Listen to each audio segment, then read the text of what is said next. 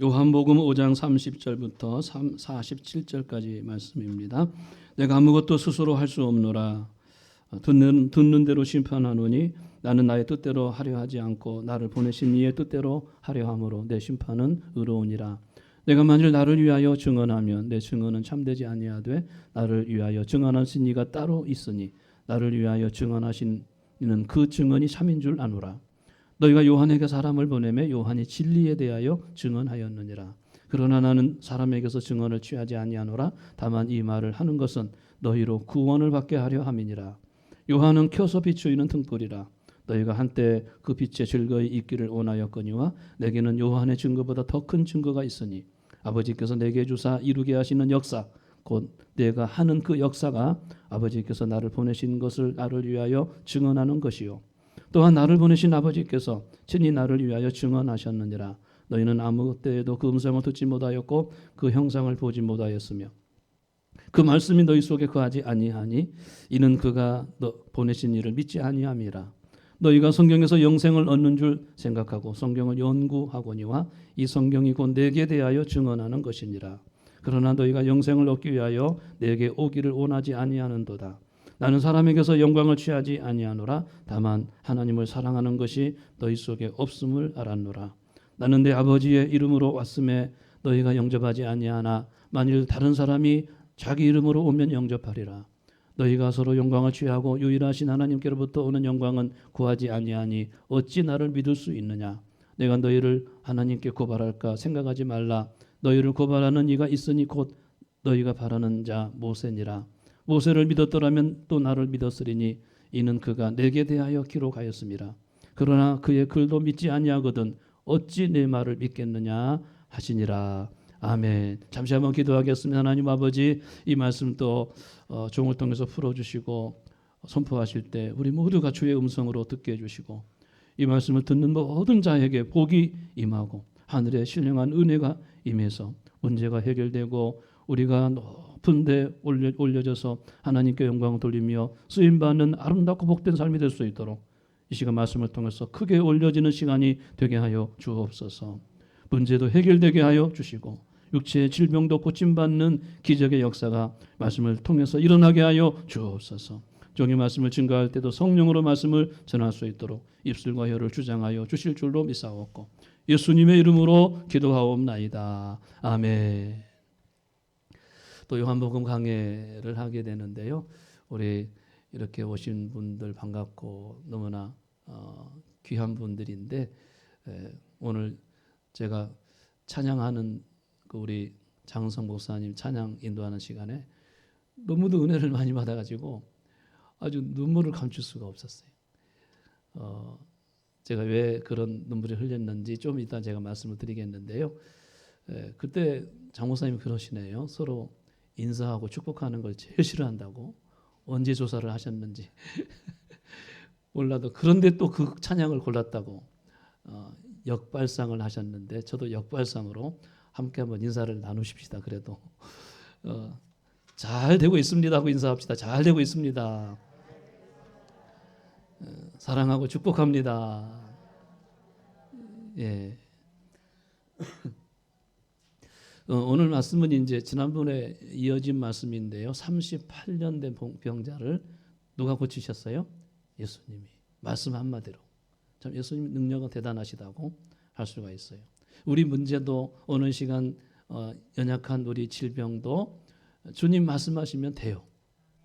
주님이 내 생에 오시면 되는 거고 내 삶의 현장에 오시면 해결돼요.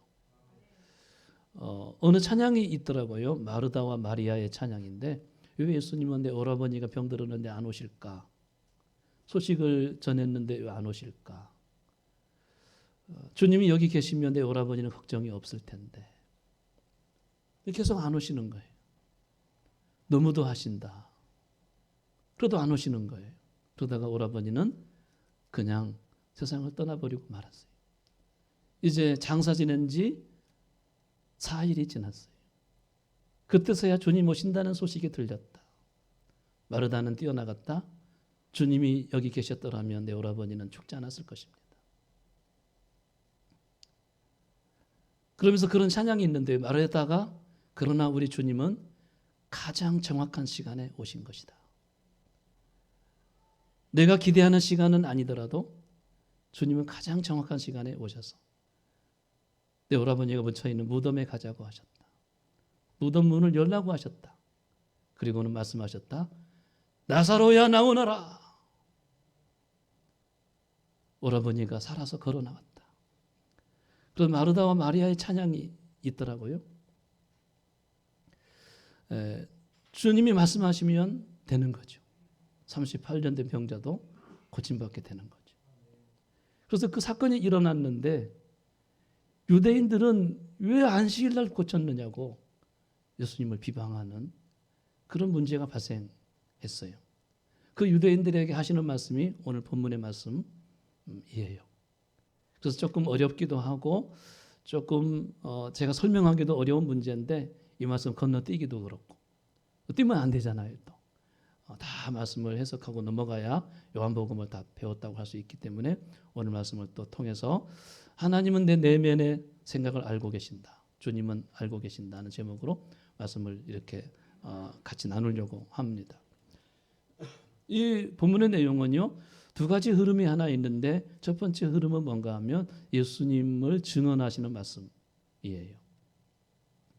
예수님 자신이 자신을 증언하는 것은 아니다. 이렇게 말씀하세요. 자기 증언이 아니고 예수님을 증언하는 이가 따로 있다고 말씀하세요. 따로 있으니 주님이 자신을 증언하면 그 증언은 참되지 아니할 수 있을지 몰라도 주님을 위해서 따로 증언하는 자의 증언은 그 증언은 참될 것이다 하면서 증언자를 몇 분 소개를 하는데 첫 번째 증언자가 누군가 하면 세례 요한이라고 말씀하세요. 세례 요한은 오늘 33절의 말씀 보니까 그가 진리에 대하여 증언하였다. 예수님은 그렇게 확인을 해주시고 계셔요. 그리고 요한복음 1장을 배울 때 1장에서 세례 요한에 대해서 이미 말씀을 드렸어요. 세례 요한은 빛이 아니고 빛에 대해서 증언하는 자다. 이렇게 설명을 했어요. 그리고 세례 요한이 지나가시는 예수님을 보고 뭐라고 증언했을까요? 보라, 세상 죄를 지고 가는 하나님의 어린 양이다. 한번 저를 따라서 해보실까요? 보라, 세상 죄를 지고 가는 하나님의 어린 양이로다. 시작. 세상 죄를 지고 가는 하나님의 어린 양이로다. 세례 요한이 지나가는 예수님을 보고 그렇게 증언을 한 거예요. 그리고 뒷부분에 가서는 보라, 하나님의 아들이로다 하고 증언을 했어요. 그 세례 요한은 평생 누구를 증언하기 위해서 태어났고 누구를 증언하기 위해서 그가 선지자로 부름받았을까요? 예수님을 증언하기 위해서 그가 태어났고 선지자로 부름을 받았다고 할 수가 있어요. 근데 예수님은 본문에서 세례 요한은 진리에 대해서 증언했다는 말씀은 곧 예수님에 대한 증언이 그 진리였다. 그것은 사실이었다. 참이었다. 하고 그렇게 입증을 해주시고 계셔요. 그러므로 세례 요한의 증거가 참이다는 것은 뭐예요? 자신이 세상 죄로 지고 간 하나님의 어린 양이신 것을 다시 한번 밝히시는 것이고 자신이 하나님의 아들 되시는 것을 다시 입증하시는 거예요. 세례 요한의 증거가 증언이다. 참된 증언이다. 진리다. 이렇게 말씀하셨기 때문에 그런 거예요. 그런데 오늘 본문 35절에 보게 되면 세례 요한에 대해서 조금 찬사를 하시는 내용이 나와요.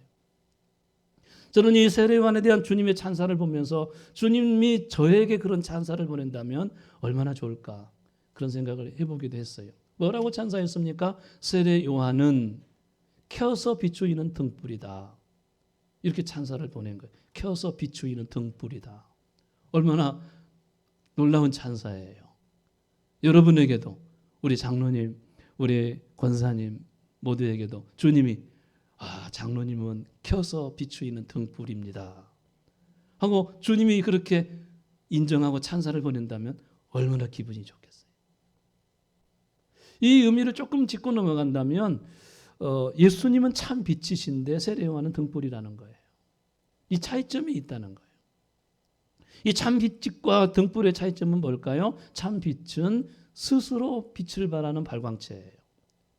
예를 들자면 태양은 스스로 빛을 비치고 있죠. 달은 태양빛을 받아가지고 비추고 있잖아요. 그래서 그 차이점이 있는 것처럼 참 빛은 예수님인데 스스로 빛나는 발광체라는 거예요. 등불은 뭘까요? 누군가 불을 붙여서 켜줘야 돼요. 그래서 등불이 되는 거예요. 그래서 등불을 켜서 비추이는 등불이다. 세례요한은 켜서 비추이는 등불이다. 이렇게 표현을 했어요. 그리고 참 빛은 그 빛이 꺼지지 않아요. 영구한 빛이에요. 그런데 등불은 어떻게 할까요? 꺼져요. 언젠가는. 기름이 떨어지면 바람이 불면 등불이 꺼지고 말아요. 그래서 영구한 빛이 아니에요. 일시적이고 한시적인 빛이다. 그렇게 볼 수가 있어요. 세례요한은 한시적인 빛이었어요. 그러나 우리 주님은 영원한 빛인 줄로 믿습니다. 세례요한이 등불이라는 이 말씀을 통해서 성경 주석가 바클레이가 그것을 설명하는 내용이 나와가지고 여러분들에게 이건 좋은 내용이다 싶어가지고 여러분들에게 알려드리겠어요. 바클레이는 뭐라고 했냐면 이 세례요한이 등불이라고 하신 내용 가운데는 세례요한은 자기에게 주어진 빛이 있는데 그 빛을 최대한 비춘 사람이다. 그 빛을 어디 숨겨두지 아니하고 말 안에 두지 아니하고 등경 위에 두고 산 위에 높은 데 두어서 그 빛을 잘 비춘 사람이 세례요한이다. 두 번째는 그 등불이라고 찬사를 보낸 내용 가운데는 세례요한은 열정의 사람이다. 열정. 이 빛, 뜨거움, 등불 이거는 그 표현이 열정이 있다는 뜻이잖아요. 그 세 번째는 세례요한은 자기 빛을 그에게 있는 빛을 비추어 가지고 사람들을 예수께로 인도했다. 빛을 비추어 가지고 너희 빛을 비추게 하여라고 하셨는데 빛을 비추어서 사람들을 누구에게로 인도해요? 이렇게 빛을 비춰줘 가지고 예수님께로. 빛을 비춰 가지고 다른 데로 인도하는 게 아니고 빛을 비춰 가지고는 결국은 그 사람은 누구에게로 인도해 드리는 거예요? 예수님께로.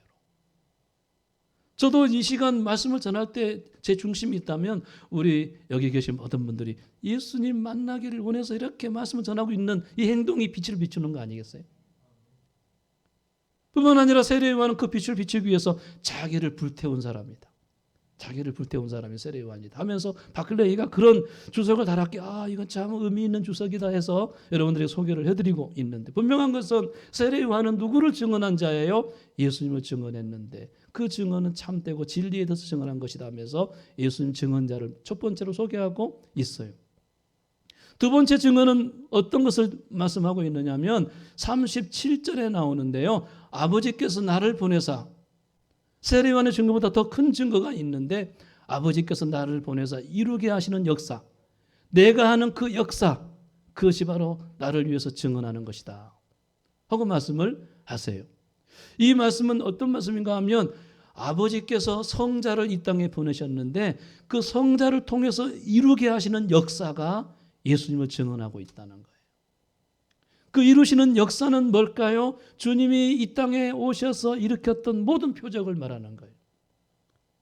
방금 말씀드렸던 38년 된 병자를 말씀 한마디로 고치시는 표적을 포함해서 모든 표적을 말하는 거예요. 거기에 모든 표적 가운데 요나의 표적도 있겠지요. 그 요나의 표적은 뭘까요? 십자가의 죽으심과 부활을 의미해요. 십자가의 죽으신 것 보니까 하나님의 아들이시네.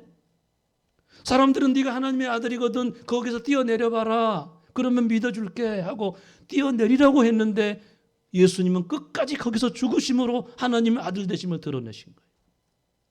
그리고 무덤에서 부활하심으로 하나님의 아들 되심을 드러내신 거예요. 그 역사의 표적을 보니까 예수님이 하신 그 보내신 이루게 하시는 모든 역사를 보니까 그분은 하나님이시다. 그 역사 그 표적이 예수님을 증언하는 것이 되었다 하고 37절에 말씀하시고 있어요. 그 다음에 마지막 세 번째 증언자가 있는데 내 아버지께서 나를 위해서 친히 나를 증언했다. 친히 37절에 친히 나를 증언했다고 말씀을 하세요. 친히. 방금은 36절이었던 것 같아요. 친히 증언했다니 성부께서 성자 아들을 친히 증언했다는 말씀으로 증언자 세 번째는 하나님이 되시는 것을 말씀하세요. 친히 아버지께서 성자를 증언하셨는데 증언하는 방법이 두 가지가 있는데 하나는 직접적인 음성을 들려줘 가지고 아들을 증언하셨다는 거예요. 직접적으로 음성을 들렸는데 이 음성은 그 예수님이 세례받으실 때 사람들에게 들려지는 음성이었는데 어떤 음성이었을까요? 하늘에서 소리가 있어 이르되 이는 내 사랑하는 아들이요 내 기뻐하는 자다. 하나님이 음성으로 하늘에서 음성이 들려오게 해서 여러분도 그 음성 듣기를 축복합니다. 하늘에서 음성이 들려왔는데 이는 내 사랑하는 아들이요 내 기뻐하는 자다. 그리고 변화산상에서 예수님 변화되실 때에도 그때는 제자들만 들었어요. 제자들에게 하늘에서 소리가 있어 이르되 이는 내 사랑하는 아들이요 내 기뻐하는 자니 너는 그의 말을 들으라. 이런 직접적인 음성을 통해서 친히 아들을 증언하셨다는 거예요. 친히. 이거 직접적인 계시라고 할 수 있는데요. 이거는 성경이 기록되기 전에 많이 있었던 하나의 사건이기도 했어요. 그런데 또 하나의 증언이 있어요. 친히 증거하시는 또 하나의 증언이 있는데 그것은 39절 말씀 보니까 기록된 성경 말씀이 친히 증거하는 것이다. 이렇게 말씀했어요. 음성도 있거니와 음성이 아닌 기록된 말씀도 친히 증거한 것이라는 거예요. 기록된 말씀도. 그래서 39절을 보니까 너희가 성경에서 영생을 얻는 줄 생각하고 성경을 연구하거니와 성경은 곧 내게 대해서 증언하는 것이다. 성경의 주제가 있는데 뭘까요? 예수님이 성경의 주제라는 거예요. 창세기부터 요한계시록까지 성경 총 몇 권이에요? 66권. 할렐루야. 우리 여기 본당에 들어올 때 이 번호키가 있거든. 비번이 있는데 그 비번이 뭔 줄 아세요? 비번이 뭐예요? 아, 이거 알아도 되는데 모르시나? 이거 오픈해도 되겠죠? 이게 방송에 나가서 안 되나? 조금 그럴 수도 있겠다. 곰곰이 생각해 보세요. 그 비번이요. 그게 성경에 대한 내용이 나와요. 이 성경 전체가 창세기도 예수님을 증언하고 레위기도 예수님을 증언하고 출애굽기도 예수님을 증언하고 마지막 요한계시록도 예수님을 증언하고 다 내게 대해서 증언하는 것이다. 이렇게 말씀한 걸 보면 성경을 연구하는데 이 기절은 굉장히 중요한 기절이에요. 그런데 다른 성경에 보면 성경을 뭐라고 했느냐면 모든 성경은 하나님의 감동으로 된 것으로 교훈도 책망도 바르게 함도 의로 교육하게 유익한 말씀이다. 이렇게 말씀합니다. 성경이 꼭 예수님만 증언하는 것은 아니고 때로는 우리를 교훈하시고 때로는 우리를 책망하기도 하시고 때로는 우리를 바르게 인도도 하시고 또 의롭게 교육하기도 하시고 그런 기능도 함께 있다. 이렇게 말씀하세요. 그럼에도 불구하고 사도 바울은 디모데후서 3장 14절에서 디모데에게 뭐라고 하느냐면 너는 어려서부터 성경을 알았지 않느냐. 매우 어렸을 때부터 성경을 알았는데 성경은 능히 너로 하여금 예수 안에 있는 믿음으로 말미암아 구원에 이르는 지혜가 있게 한다. 그렇게 말씀했어요. 거기 말씀 보니까 성경은 핵심 목적, 하나님이 성경을 기록하는 핵심 의도가 있는데 그것은 성경을 읽는 자가 성경을 통해서 예수 안에 있는 믿음으로 말미암아 구원받게 하시려고 성경을 기록했다.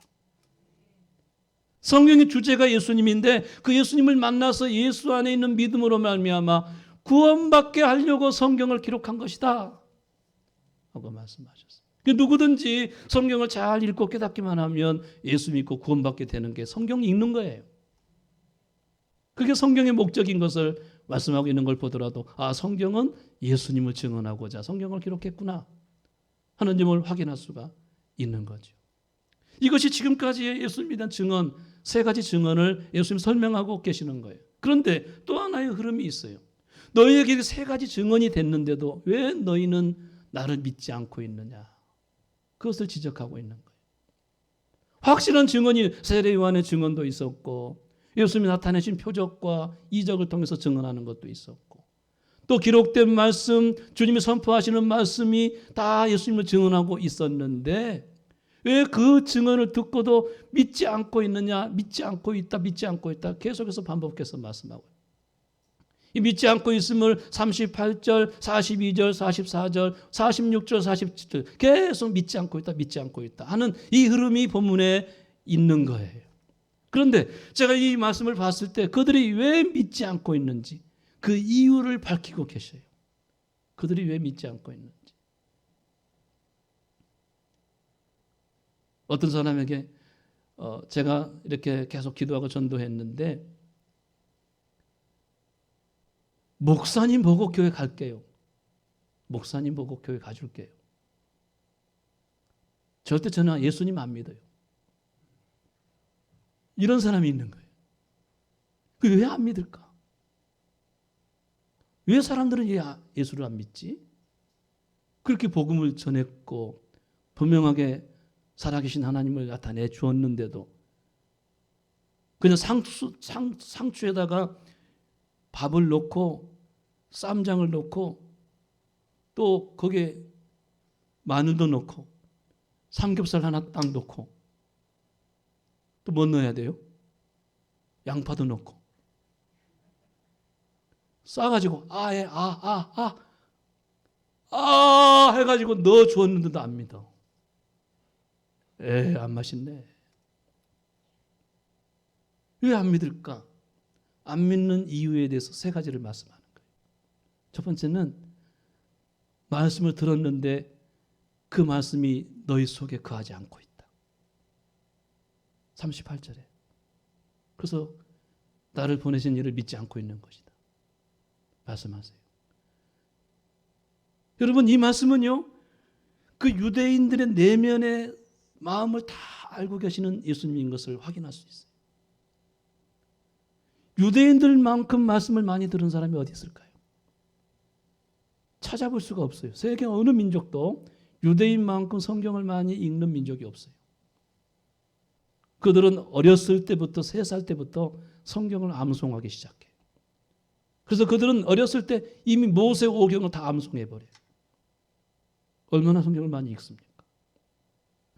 그리고도 부족해서 매일 아침에 묵상을 해요. 눈 뜨면 성경을 먼저 묵상을 해요. 그것도 모자라서 율법의 전문 학자들은 율법을 연구해요. 그 연구한 책이 뭔가요? 탈무드이건 미시나예요. 끝도 없는 책들이에요. 제 평생 읽어도 못 읽어요. 그걸 가지고 유대인들은 지금도 토론하고 같이 성경을 나누고 그렇게 하는 민족이 유대인들이에요. 그 유대인들에게 주님 말씀하세요. 그 말씀이 너희 속에 거하지 않는다는 것은 인격화되지 않고 있다. 너희 속에 하나님 말씀이 없어. 왜 그럴까요? 이것은 말씀을 들을 때 열린 마음으로 듣지 않고 닫힌 마음으로 들었기 때문에 그래요. 열린 마음, 닫힌 마음은 뭘까요? 열린 마음이라는 것은 내 생각도, 내 주장도, 내 인생관도, 내 철학도, 내 사고도 다 내려놓고 어떤 말씀을 하든지 내가 그대로 받을게요. 이게 열린 마음이에요. 닫힌 마음은 뭘까요? 말씀을 듣는데 저거는 내 인생관하고 달라. 저거는 내 철학하고 달라. 저거대로는 못 살아. 내 주장과 달라. 내 생각과 달라. 하나씩 쳐내는 게 닫힌 마음이에요. 듣기는 들어요 다. 알고는 있어요. 그렇게 닫힌 마음으로 말씀을 듣다 보면은 말씀이 다 떠내려가 가지고 알고 있던 말씀, 들었던 말씀이 내 속에 하나도 거하지 않고 있어요. 내 삶에 인격화되지 않고 있어요. 그래서 주님 보실 때는 네 속에 말씀이 없는 거야. 유대인들에게 말씀이 없다고 그렇게 말씀을 하세요. 말씀이 없으니 말씀을 들어야 믿음이 생기는데 믿음이 없는 것입니다. 믿음이 없으니 예수님을 인정하지 않는 것입니다. 예수님을 인정하지 않으니 영생이 생명이 그들에게 없는 것이에요. 이 점을 지금 유대인들에게 지적하시고 계세요. 그 말씀이 너희 속에 거하지 않고 있다. 오늘 우리 성함의 모든 성도님들에게는 이 말씀이 자기를 확인하는 말씀이 되었으면 좋겠어요. 아닙니다. 저는 말씀이 내 속에 있습니다. 때로는 내 생각도 주장하고 내 인생관도 나를 주장하고 있지만 저울을 달아봤을 때 무게가 있다면 하나님 말씀대로 사는 쪽이 무게가 더 나가요 하는 고백이 있기를 바랍니다. 다니엘서에 보니까 벨사살 왕이 그가 성전에 기명을 가지고 술을 마시고 잔치를 벌이고 있을 때 벽에 글이 써져 있는데 메네메네 데겔 우바르신 너 저울을 달아봤더니 모자라 심판한다고 글씨가 써진 거예요. 저울을 달아봤더니 모자란다는. 하나님 말씀을 저울을 달았는데 말씀이 하나도 없으니 모자랄 수밖에 없는 거예요. 하나님 말씀이 내 속에 있어야 돼. 우리가 그렇게 해야 주님 앞에 인정받는 사람이 되는 거예요. 그 다음에 또 한 가지 지적을 해요. 오늘 본문 42절 말씀 보면은 다만 하나님을 사랑하는 것이 너희 속에 없음을 내가 알았다. 두 번째는 뭐가 없어요? 하나님을 사랑하는 것이 없다는 거예요. 이 지적도 치명적인 지적이 아닐 수가 없어요. 그들의 내면을 다 깨뚫고 계시는 거예요. 유대인들을 볼 때, 주님이 보실 때 하나님 안 사랑하네. 하나님 사랑하는 것이 없어. 내가 알았노라. 알았다는 거예요. 알고 계시다는 거예요. 왜 이렇게 말씀하셨을까? 제가 곰곰이 생각을 해봤더니 예수님이 38년 된 병자를 고치셨어요. 38년 된 병자를 고치셨는데 유대인들이 안 기뻐하는 거예요. 얼마나 고통받는 인생이 고통에서 풀어나고 그 병에서 노임받았으면 함께 기뻐해야 되는데 안 기뻐하는 거예요. 그리고 그 고치신 예수님도 안 쳐다보는 거예요. 누가 고쳤을까? 관심도 없어요. 뭐에 관심이 있어요? 그들의 전통적인 만들어 놓은 안식일을 범했다. 여기에 관심이 있어서 예수님을 비방하기만 했어요.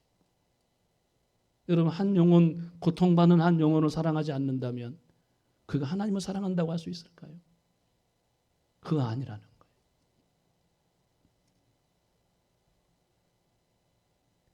사랑은요, 행동이에요, 행동. 동사의 동사. 믿음도 동사이지만 사랑도 동사예요. 사랑한다는 것은 뭘까요?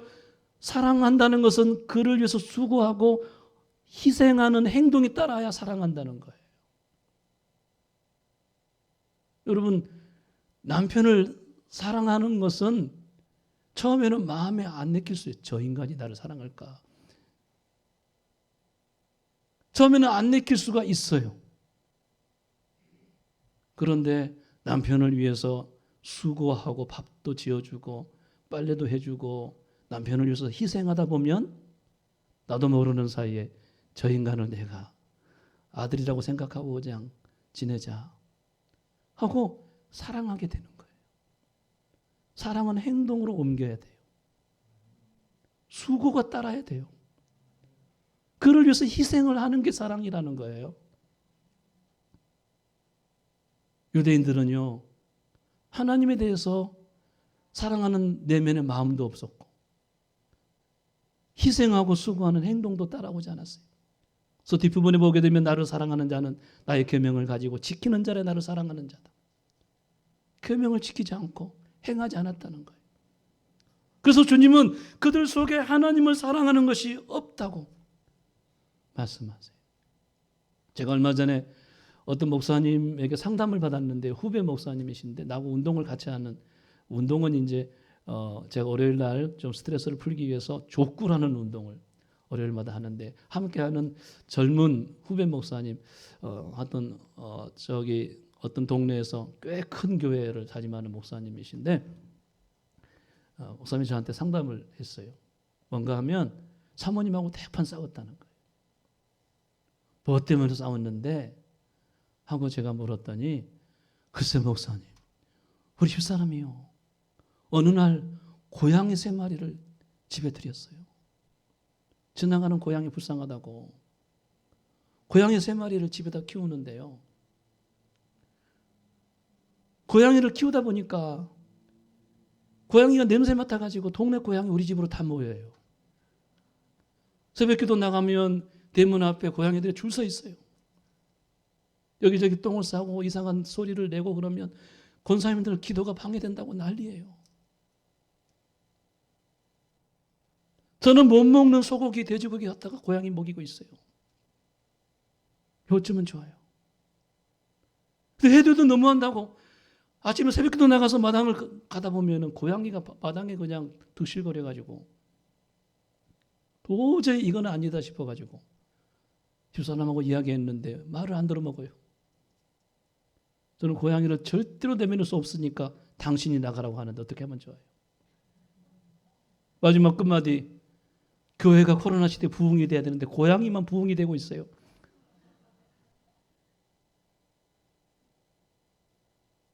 제가요, 그 사모님도 이해가 되기는 해. 얼마나 힘들면 고양이한테 정을 주었을까. 근데 그건 아니라고 봐. 그건 아니에요. 하나님 보실 때 하나님을 사랑해야 되는데 우리 삶이 엉뚱한 데 사랑을 뺏고 있으면 너 하나님 안 사랑하고 있구나. 사모님 목사님을 안 사랑하고 있네. 목사님 목회를 도와야지. 아무리 힘들어도 고양이에게 정을 주면 되겠어. 그래서 사모님한테 그러면 안 되지. 이건 아니라고 봐. 아닌 건 아닌겨. 그렇게 이야기하려고 했더니요.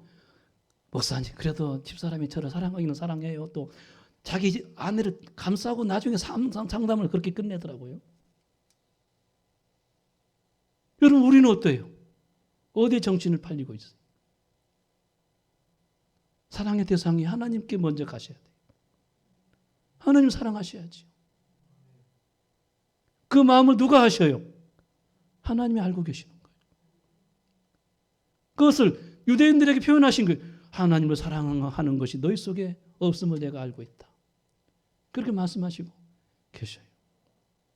제가 우리 여자 비공동체에 임원을 임명하는데 갑작스럽게 비공동체가 생겼잖아요. 갑자기 2개만 제가 처음에 연초에 작년 연말에 임명을 했는데 갑자기 여기저기서 하나 더 만들어요. 갑자기 그날 해가지고 정신이 없는 가운데 임원을 조성을 했는데 제가 한 가지 놓친 게 있어요.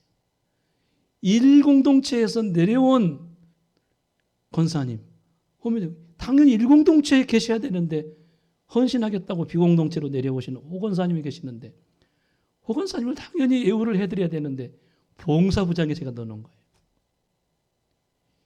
그래서 호건사님에게 죄송하다, 미안하다. 위에 있는 공동체 멤버인데 밑에 내려오셨는데 임원을 해야 되는데 제가 봉사부장에 임명해서 죄송하다 하고 해서 어떻게 하면 좋을까 하고 고민하는데 호건사님이 어젠가 문자가 오셨어요. 목사님 저는 괜찮으니까 그대로 놔두세요. 다른 분들 임원하는데 제가 다 좋아하시는데 제가 그대로 있는 게 좋겠어요. 큰 목사님 걱정하지 마시고 그대로 놔두세요. 그 문자를 받고 제가 많이 고민을 했어요. 권사님이 자기 자신보다도 교회를 생각하고 다른 사람 먼저 생각하고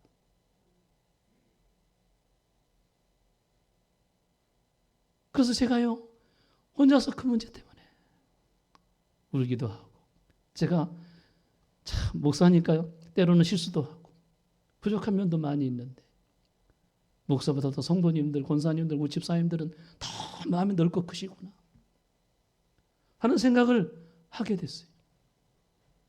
그것이 다 하나하나가 하나님 사랑하는 것이 되고 교회를 사랑하는 것이 되고 주님은 그 마음을 알고 계실 줄로 믿습니다. 마지막 한 가지는 왜 그들이 안 믿고 있는가? 서로의 영광만 구하고 유일하신 하나님의 영광을 구하지 않았다는 거예요. 그 말씀이 42절에 나와요. 42절 보고 마치겠습니다. 다 같이 시작. 다만 44절이면 죄송합니다. 예, 다 같이 44절 시작. 너희로 서로 영광을 취하고 유일하신 하나님께로부터 오는 영광을 구하지 아니하니 어찌 나를 믿을 수 있느냐. 다 유대인들은 신앙생활 자체가 자기에게 영광을 돌리고 자기가 영광받기 위해서 유대인들은 신앙생활을 했다는 거예요. 그래서 그들은 종교생활이다, 신앙생활이 아니다. 신앙생활이라는 것은 내가 먹든지 마시든지 무엇을 하든지 다 하나님께 영광. 그게 신앙생활이에요. 모든 영광을 누구께? 하나님께. 제가 모든 영광을 하면 하나님께 이렇게 말씀해 주시면 좋을 것 같아요. 모든 영광을 하나님. 이게 신앙생활인 거예요. 혹시나 내가 신앙생활 하다가 영광을 내가 받기를 원하고 그 영광을 내게로 돌리는 그 순간에 나는 신앙생활을 이탈하는 거예요. 본질을 이탈해서 그런 신앙생활은 예수님과 하나님과 아무런 상관이 없는 신앙생활이 되는 거예요. 여자여 나와 무슨 상관이 있느냐. 아무런 상관이 없는 것이 되고 마는 거예요. 그러나 내가 왜 이 일을 해야지, 내가 오늘 왜 교회를 가야지, 왜 내가 주의 말씀대로 세상을 살아야지, 하나님의 영광을 드러내기 위해서, 하나님의 영광을 나타내고 그분께 영광을 올려드리기 위해서, 내가 왜 태어났을까, 나를 왜 창조하셨을까, 나로 말미암아 찬송받기 위해서, 나를 왜 구원하셨을까, 나를 왜 하나님의 자녀 삼아주셨을까, 나를 통해서 영광을 받으시기 위해서. 그 목적을 잃지 않고 신앙생활을 했을 때 그것이 온전한 신앙생활인데, 유대인들은 자기의 서로 영광만 취하고 유일하신 하나님께 영광을 구하지 않았다는 거예요. 그래서 어찌 나를 믿을 수가 있겠느냐 하고 그들의 내면의 상태를 지적하시면서 말씀하시고 있어요. 이제 말씀을 정리합니다. 오늘 본문을 보면서 제가 깨달은 게 하나 있어요. 우리 예수님은 우리의 내면의 마음을 다 알고 계시는구나. 다 알고 계시는구나. 마치 다윗에게 사무엘이 말씀했던 것처럼 여호와는 사람의 신장과 외모를 보지 아니하시고 그 중심을 보신다. 우리의 외모는요, 우리 본질이 아니에요.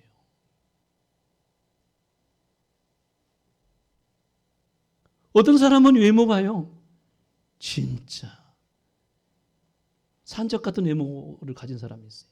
근데 내면의 세계는 너무 착한 사람도 있잖아요.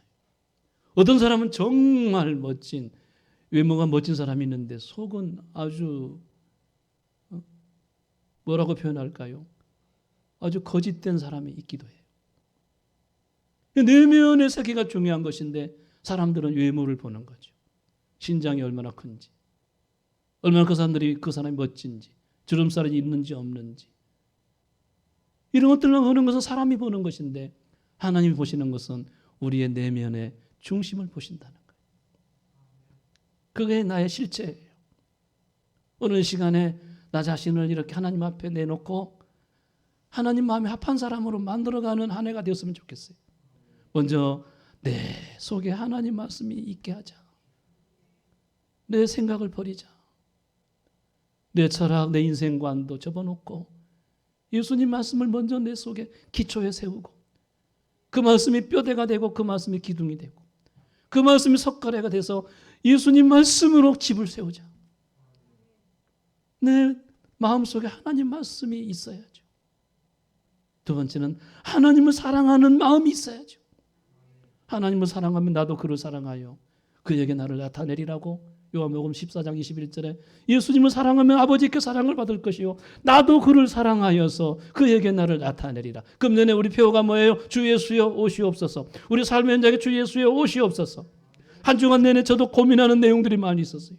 갑작스럽게 한 주간 내내 제가 엄청 힘들었어요. 그런데 그때마다 주 예수여 오시옵소서, 주 예수여 오시옵소서, 주님만이 이 문제의 해결의 자입니다, 주님이 오시면 해결됩니다 하고 계속 기도했어요. 그런데 어떤 자에게 오실까요? 나를 사랑하는 자는 아버지께 사랑을 받을 것이요 나도 그를 사랑하여 그에게 나를 나타내리라. 그에게 나를 나타내리라. 나타내리라. 나타내리라. 주님 사랑하는 자에게 주님은 나타내실 줄로 믿습니다. 오실 줄로 믿습니다. 우리 일련의 문제는 다른 문제가 없어요. 내 내면을 내가 하나님 마음에 합한 사람으로 바꾸면 돼요. 또 한 가지는 1년 내내 하나님께 영광, 하나님께 영광. 만물이 주에게서 나오고 주로 말미암고 주에게로 돌아가는데 바울은 세세토록 영광이 그에게 있을지어다. 칼빈 선생은 모든 영광을 하나님께, 모든 영광을 하나님께. 그 모토가 되어서 종교개혁을 일으켰던 분이 존 칼빈 선생이었잖아요. 이 하나님께 영광 돌린다는 이 중심은 우리 신앙생활은 시금석이나 마찬가지예요. 시금석은 뭐예요? 그 사람은 테스트를 갖다 내는 거예요. 우리 코로나 때 코를 넣어가지고 우리 있는지 없는지 PCR 검사를 해서 이게 음성인지 양성인지 판단하는 것처럼 이 하나님께 영광이라는 이 말씀은 시금석이나 마찬가지, 코로나 검사하는 검진기나 마찬가지, 진짜인지 가짜인지. 내가 신앙생활이 하나님께 영광 돌리기 위해서 내가 목사 되었고, 하나님께 영광 돌리기 위해서 내가 직분을 맡았고, 하나님께 영광 돌리기 위해서 내가 세상에서 승리하며 살고, 다윗처럼 단 골리앗을 때려눕히고 승리를 쟁취해서 하나님께 영광 돌리기 위해서 내가 골리앗을 이겨야 되겠다. 내 앞에 있는 장애물을 뛰어넘어야 되겠다. 전진하고 전진해야 되겠다. 그 모든 것이 하나님께 영광, 하나님께 영광. 이런 마음들이 우리에게 있으시면 하나도 문제될 게 없다고 저는 생각을 해요. 오늘 이제 2022년 출발하는 두째 주가 됐는데요. 저도 한 주간 내내 너무너무 고민을 했는데, 우리 장은성 목사님이 찬송을 하는데 화려하지 않아도 정결하게 사는 삶, 가진 것이 적어도 감사하며 사는 삶, 내게 주신 작은 힘 나눠주며 사는 삶, 이것이 나의 삶의 행복이라. 눈물 날 일 많지만 기도할 수 있는 것, 억울한 일 많으나 주를 위해 참는 것, 비록 짧은 작은 삶 주 뜻대로 사는 것, 이것이 행복이라고. 세상은 알 수 없는 하나님의 선물, 이것이 행복이라고. 하나님의 자녀로 살아가는 것, 하나님의 자녀로 살아가는 것, 이것이 행복이라고 하는데요. 얼마나 제가 눈물 났는지 몰라요. 그래, 이게 행복인데 너무 내려놓지 못하고, 내가 잘못 생각하고 잘못 신앙생활을 하고 있구나. 그것까지도 내려놓고 그것까지도 내가 포기해야 되는데, 그거 안 된다고 내가 힘들어하고 그거 안 된다고 고통스러워했구나. 하나님의 자녀로 사는 것이 행복인데, 우리 마음을 주님 보시니까 주님 마음에 합한 대로 살면 우리 문제가 없을 줄로 믿습니다. 마치 다윗을 내 마음에 합한 사람에게는, 다윗은 여호와 이름으로 내가 너에게 가노라 했을 때 골리앗을 이기는 것처럼 우리에게도 그런 승리가 분명히 있을 줄로 믿습니다. 아무쪼록 주님은 내 내면을 알고 계신다. 그 말씀 붙잡고 사시기를 주의 이름으로 축원합니다. 기도하시겠습니다. 사랑하시는 아버지 하나님, 주님은 알고 계시는데 그 내면의 세계를 하나님 정한 마음을 창조하시고 정직한 영으로 새롭게 하시고 주님 마음에 합한 사람으로 우리 모두가 세워지도록 인도하여 주옵소서. 성령님 도와주옵소서. 주님 마음에 들어서 주의 이름으로 나갔을 때 주의 영광을 드러내며 승리하며 살아갈 수 있도록 우리 성함의 모든 성도들을 축복하여 주옵소서. 인도하여 주실 줄 믿사옵고 예수님의 이름으로 기도하옵나이다. 아멘.